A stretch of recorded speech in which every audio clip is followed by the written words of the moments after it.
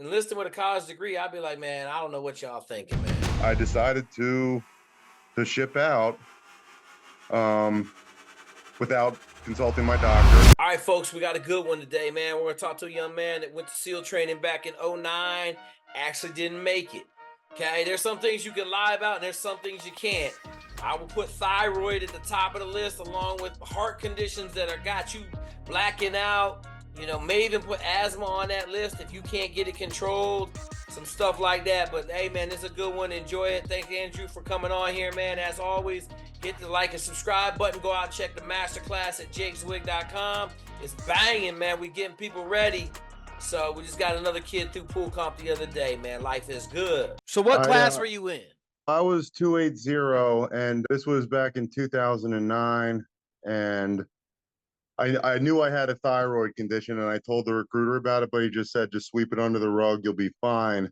I shipped out after the delayed entry program. What were you running in swimming? I was like sub-9 on the swim and sub-9 on the run. And so, I'm a big guy. I'm 6'4", 250 now. I was a little lighter back then, but I was working. I was hitting those numbers pretty consistently, you know. Where are you from? I'm from Philly. My pops was from Philly, and he moved us out to the suburbs for high school, and I wrestled and played football. Pennsylvania wrestling, you have that conditioning background, and Pennsylvania wrestling. That's all you got to say. Pennsylvania wrestling. Can't say nothing else. That's it. Yeah, man. Because I know some really good wrestlers that didn't make it out of districts. Really good wrestlers. I didn't make it out of districts my senior year. I blew out my meniscus and MCL, and I kept wrestling. I was trying to make it to at least regionals or even states. There was a guy who was 4th place the year before at states and didn't make it out of sectionals the next year. So some crazy tough guys, especially if you go up near Allentown and Bethlehem and that area. Was he a little guy that moved up in weight? Was he like a 106 pounder and then he went up to like 134? Yeah, it was something like that. I think he was one. Yeah, he was like 112 the previous year, and he went up to 125 and got embarrassed. But I do masonry work now, so I do construction, and I actually got into that later after I discharged. But but I was running and swimming a lot. I had access to a pool in my community, the apartment complex I was living in. How old were you? I was 23. I went to Lycoming College and wrestled there. But then I developed this thyroid condition and took medication for it. I was trying to run away from home, bad family situation, typical story. So I decided to ship out without consulting my doctor.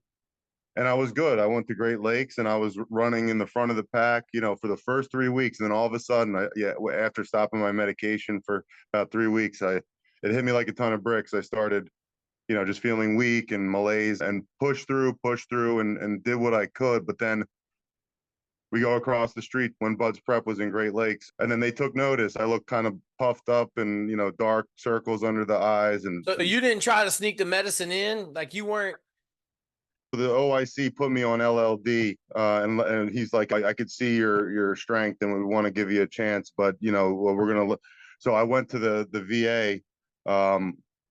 I was feeling like really depressed too, and out of it. So, and I was kind of scared because I wasn't upfront with my package when I went to MEPS, and so I tried to sneak the medicine in, but it didn't work fast enough in time for me to get back into shape. And so you're saying because you missed 3 weeks at the beginning of boot camp, you couldn't start taking it once you got done with boot camp. Well, I missed the full 8 weeks because you missed 8 weeks of it. Yeah, okay. Yeah. Gotcha. So it wasn't until after I had the freedom of going to Bud's Prep and having the time to go to the VA and, get my prescription refilled. By that time, I had already scheduled me to go see the Navy doctor. And they said, and the OIC was cool. He's like, look, I'm not a doctor. You're about to swim with the sharks. So, get cleared by him and then you can continue. Yeah. But he just axed me on the spot. Me and this one other kid who had a heart palpitation just axed us. And, at Bud's Prep, I didn't even get to go out to Coronado and start first phase. And and in doc and all that stuff. So, um, yeah, Now, were that's you a prior? Were you prior enlisted before you went out there? no, this was at the very beginning when they started the SO rate. So they were offering the straight from boot camp to buds prep to buds without an A school. Gotcha. So I was an E3. I had a college degree, and they, um, and they said, "Oh, your GPA is not good enough to go to officer." What was your GPA? It was a 2.8. I was international business and Spanish. Lying. God, we got a 2.3, man. We got 2.3 picked up as an officer. There's Yeah, no grade requirement at all. It's a simple, do you have a college degree? That's the only requirement. yeah, So you enlisted with a college degree, but then they yep. put you out, so you really didn't, it wasn't too tumultuous on you. They didn't make you go do chip paint or nothing, right? Well, they were trying to. So what happened? They were trying to, because I for about 8 months I worked support for the Buds Prep staff, and I was like a van driver slash helping out around the office, and they were trying to pull strings for me. I took the D lab test and scored very well, and they were gonna to be a like a linguist or a crypto guy. But then they said that school was full. And even the one guy was like, let's get you into SWIC. And but then they called people and they said, oh, thyroid, thyroid, thyroid, and it was no good. And so the reclassifier said, all we got is undesignated seaman. And I said, no, I'm not going to do it. And I went to the doctor and said, look, uh, I need to, I won't deal, with that. And I'm going to go home and take my chances with my education. And, um, Absolutely. you know, so I got out. Absolutely.